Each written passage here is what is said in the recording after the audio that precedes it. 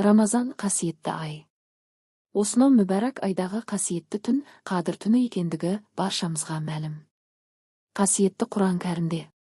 Расында біз Құранды Қадір түні түсірдік. Қадір түннің не екенін білесің бе? Қадір түні игілікте 1000 айдан артық.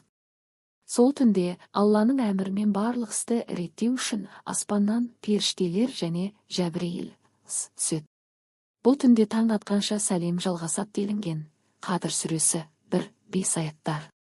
Қадір түннің басқа түндерден артық бірнеше қасиеті бар. Олар: 1. Алла тағала адамзатқа екі дүниеде бақытты болудың жолын көрсететін қасиетті Құранды осы түні түсіре бастады. 2. Алла тағаланың әмірімен осы түні періштелер мен Жәбірейіл жерге түседі. 3. Алла тағала 1000 айда жасалған ғибадаттан Қадір түні еткен ғибадаттың сауабын артық етті. Қадір сөзі үкім түні мағынасын береді. Осыған байланысты Қадір түні дегенде Алланың тағдырды үкім ететін түні екендігін білуге болады. Бұл жердегі тағдыр ұғымы әуелгі тағдырдың паш етілуі. Ибн Шихаб Зухри Қадір сөзі ұлықтау түні деп те айтылады, яғни бұл түнде жер бетіне періштелер түседі, Алланың мейірімі мен махаббаты түседі деген. Өйткені Құран кәрімде ол кеште барлық хикметті істер айырылады деп бұйырылған.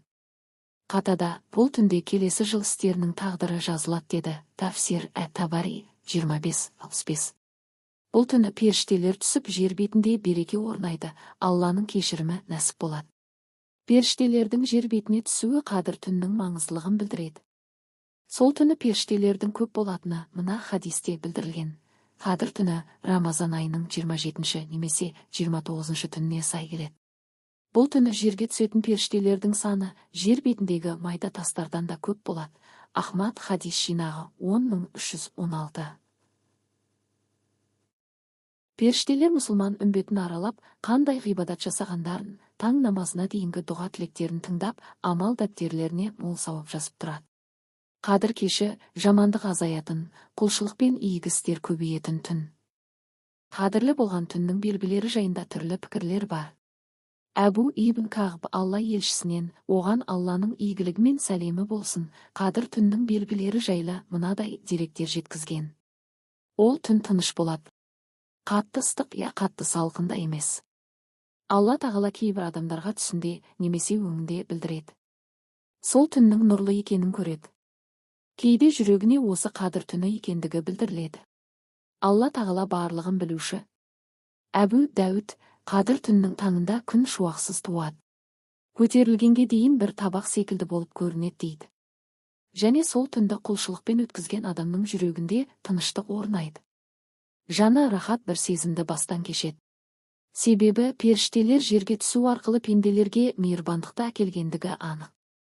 Убада ибн Самиттен Алла елшісінің, оған Алланың салауаты мен сәлемі болсын, Қадір түннің белгілері туралы. Қадір түннің белгісі оның тұнық әрі жарық, алайдың ол түнде бейне бір жарқырап тұрғандай болатыны. Ол түн тыныш және жайлы, суық та емес, ыстық та емес. Бұл түні таң атпайынша жұлдыздардың лақтырылуына рұқсат берілмейді. Және бір белгісі таңертең күн сәулесіз, толған ай секілді түзу болып шығады, шайтандарға онымен бірге шығуға рұқсат етілмейді деп сипаттағаны риуаят етілген. Ахмад ибн Касир тәпсірі. Қадір сөзі абырой, бедел мағынасын береді. Яғни, Қадір түні ұлық және аса қадірлі түн дегенді білдіреді. Мұндай жоғары дәрежеге лайық болуының себебі бұл түннің салмағы 1000 айдан да қайырлы. Пайғамбарымыз, оған Алланың салауаты мен сәлемі болсын, Анас бин Маликтен, Алла оған разы болсын, Рамазан айы кіргенде Алла елшісі, Алланың салауаты мен сәлемі болсын, сендерге мына ай келді. Бұл айда 1000 айдан артық түн бар. Кімде-кім осы түннің жақсылығынан мақұрым қалса, жақсылық атауынан құр қалғаны. Оның жақсылығынан тек қана нағыз мақұрым адам ғана құр алақан қалады. Ибн Мажах хадис жинағы деген риуаят бар. Демек, бұл түн 1000 айдан артық. Сондай-ақ Қадір түні Алланың жақсылығынан құр қалмауға тырысу керек. Ибн Касир, егер адамдар Қадір түнін білсе, тек сол күні ғана құлшылық етуге күш-жігер салар еді. Ол түнді білмеудің себебінен құлшылықтар көбірек орындалуда деген екен.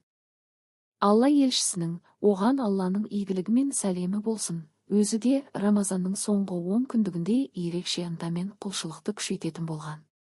Бұл туралы Айша анамыздың Рамазанның соңғы 10 күндері келгенде, Алланың елшісі, оған Алланың игілігі мен сәлемі болсын, түндерін намазбен өткізетін, отбасы мүшелерін де оятатын, және құлшылықтарында ерекше ынта танытатын Бұхари және Муслим хадис жинағы деп айтқан. Жалпы адам баласы осы ең соңғы түндерде ерекше құлшылық істеуге тырысу керек.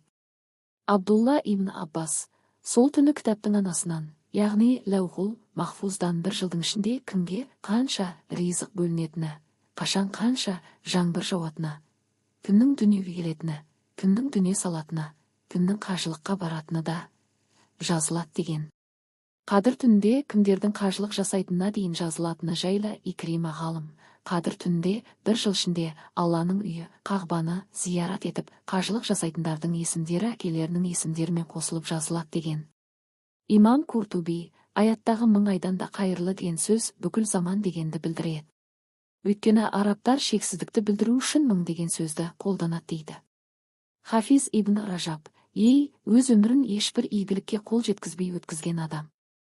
Қадір түнін жіберіп алғандарымды қайта толықтыру үшін қолданамын. Өйткені бұл түн тұтас өмірге тең келеді ғой, деп айтқан екен.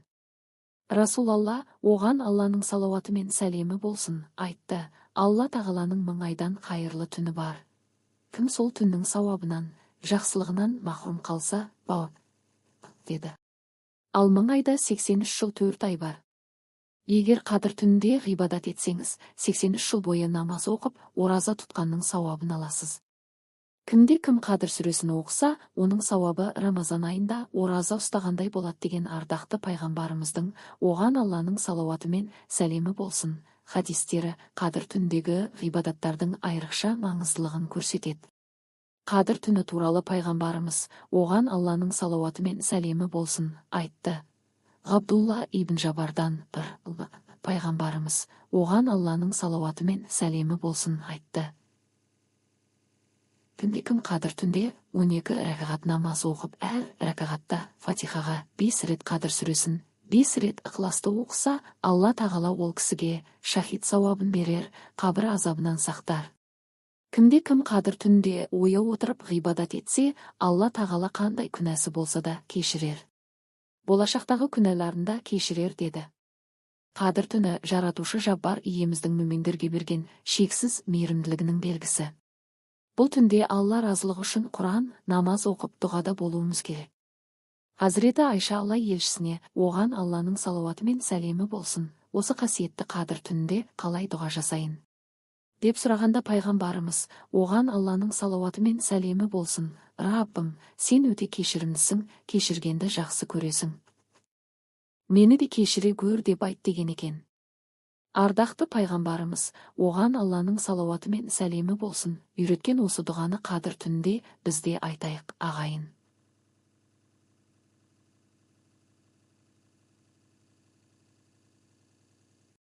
Қасиетті түнде жасаған амалдарымыз бен ғибадаттарымыз қабыл болып, Алла тағала баршамызға екі дүниенің жақсылығын нәсіп етсін. Сіз менің каналыма жазылсаңыз өкінбейсіз, тіркеліп қоңырау белгісін басып қойыңыз. Сізді қызықтырып жүрген сұрақтар болса, комментарияға жазып кетіңіз. Мен сізге міндетті түрде жауап беретін боламын.